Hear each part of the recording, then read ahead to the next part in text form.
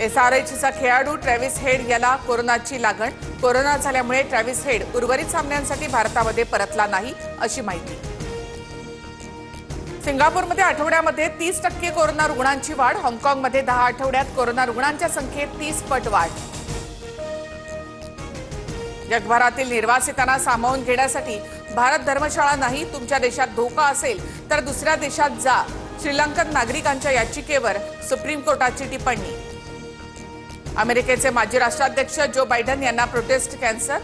हाडांमध्ये पसरला आजार। 2 दिवसांपूर्वी झालं निदान। बायडन लवकर आणि पूर्ण बरे होतील अशी आशा करतो, ट्रम्प यांचं ट्विट।